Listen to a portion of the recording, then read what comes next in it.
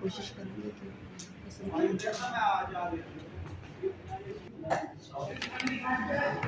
कि यानी कि उनके अंदर दरकन ठीक है बिल्कुल। हेलो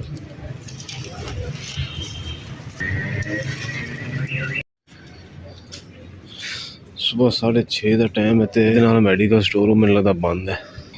मैडिकल स्टोर सामने ये तो ड्रिप लेने बोतल ड्रिप ले ली है ना सुपर ही दे दो तो ड्रिप लगनी ना तो चलो चलो हल्का फुल्का है सही है। ब्लड दिता सी असी इत्थे ते वो वैरीफाई करवाना क्योंकि डॉक्टर साहब आना आई वो कहती कि ब्लड की समझ नहीं आ रही तो उन्हें कहा दोबारा वैरीफाई करवा के आओ। लो जी ब्लड साडा जो ना वैरीफाई नहीं होया ये भी कह रहे हैं कि जी मशीन का थोड़ा इशू है तो इंजीनियर आ रहा तो 8:30 बजे आके ना तुसी पुछ लिया जे तो फिर इंशाल्लाह डॉक्टर को दसांगे क्योंकि डॉक्टर ने राउंड ते आना सी ड्रिप लानी सी पता नहीं की चेक करना सी।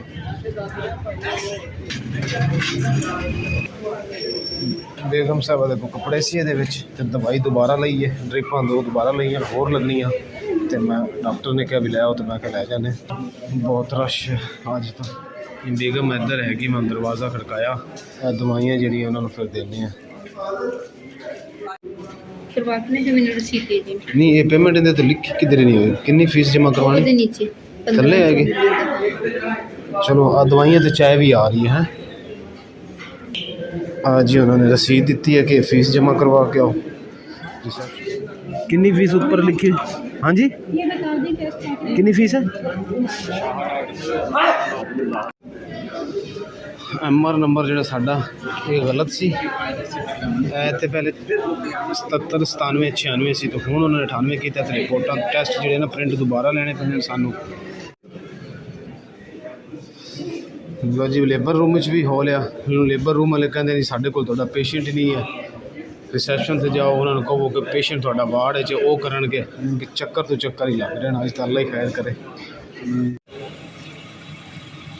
टाइम जी हो गया रात के 7 शाम का तो बेगम वास्ते खाना तो पानी ले ले ताकि दवाई खानी उन्हें आ मेरा कंबल पे इधर बेगम है अज मैं इत्थे सोना जिथे कंबल पे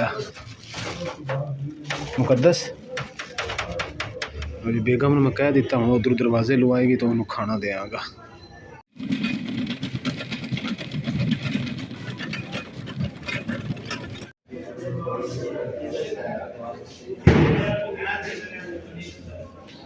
बेगम को अंदर छड़ के आया तो डॉक्टर कहती कि बच्चे की दिल की धड़कन जी ना वो चेक करनी है इस वास्ते बेगम वार्ड च लैके आया इधर labour room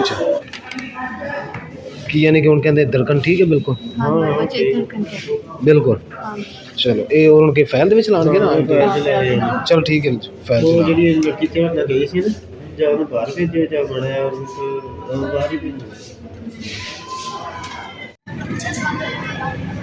Bengali milk shop के नाल है होटल है तो इतों मैं क्या जी बेगम वास्ते दोपहर का खाना लै जाने बाकी होटल तो काफ़ी उधर महंगे ने तो मैं चल मैं भी खा लेना नाल बेगम वास्ते भी लैके देना कड़ी अलहमदुलिल्लाह खाना मैं तो खा लिया तो फिर मैं मुकद्दस को फोन करके पूछा भी रोटी लै आवां तो की कहती डॉक्टर ने कहा कि ना भी कोई फ्रूट श्रूट लै जाए तो मैं चलो जाते हो तो सेब लै लेने।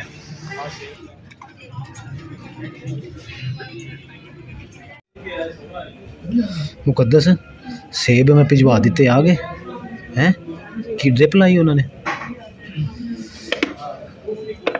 काफ़ी सिर मेरे बहन भाई कह रही थी कि मुकद्दस की तबीयत किदा लेकिन मुकद्दस अजे तक तो इत्थे ही है बैठे ड्रिपां लग रही हैं बाकी अल्लाह खैर करेगा सब ने दुआ करनी है बाकी सूप या चाय का मैं पता करदा वा है।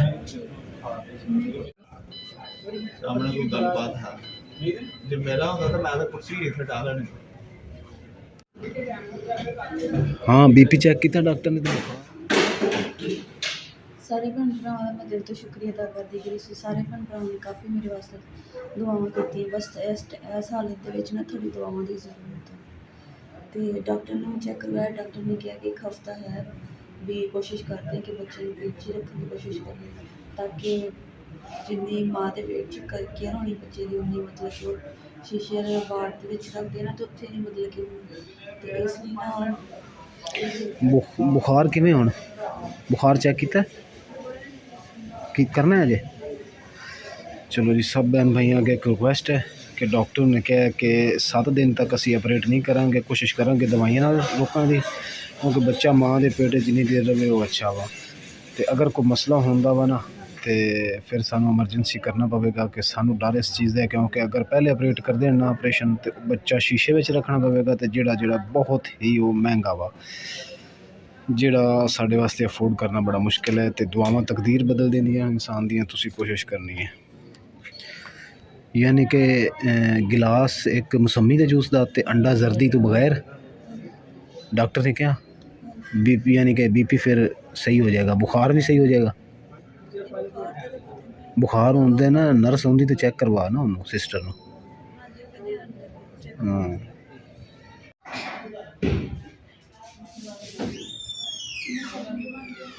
ਡਾਕਟਰ ਸਾਹਿਬ ਨੇ ਕਿਹਾ ਜੀ ਮਰੀਜ਼ ਆਪਣੇ ਨੂੰ ਤੁਸੀਂ ਸੂਪ ਪਿਲਾਓ, ਤੇ ਉਹ ਹੁਣ ਲੈਣ ਵਾਸਤੇ ਆਇਆ ਸੂਪ। ਮੈਂ ਇੱਕ ਚਾਹ ਪੈਕ ਕਰਨੀ ਤੁਸੀਂ ਸੂਪ। ਆ ਯਖਣੀ है, आ यखनी, अच्छा आ यखनी तो चाय पैक कर दिया। चाय थोड़ी? हाँ चाय भी मेरी। एक चाय भी थोड़ी? हाँ जी एक चाय एक यखनी। मुकद्दस मैं चाय और यखनी भेज दी अंदर है। ਜਿਹੜੀ ਗੱਲ ਬਾਤ ਕਰਨੀ ਹੁੰਦੀ ਹੈ ਇੱਥੋਂ ਅਲਮਾਰੀ ਦੇ ਵਿੱਚੋਂ ਕਰੀ ਦੀ, ਕਿਉਂਕਿ ਬੈੱਡ ਨਾਲ ਹੈ ਤੇ ਅੰਦਰ ਜਾਣ ਦੀ ਇਜਾਜ਼ਤ ਨਹੀਂ ਹੈ। सर एक पैकेट सुपर तो देना। अस्सलाम वालेकुम। डॉक्टर ने कहा है कि तेनों बुखार हो रहा है, तो बुखार असी तेनों नहीं होने देना मुकद्दस लो। तो कहती है कि जी एक बिस्कुट जो ना पैकेट का ले आओ ताकि मैं खा लवां, भुख भी होने लगी। नमक अलग दे दो थोड़ा।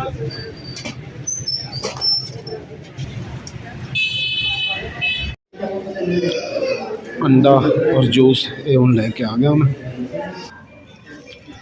मुकद्दस अंडा ते दूसरा विच ही आ, ते नमक भी विच आ शापर दे विच, ठीक है।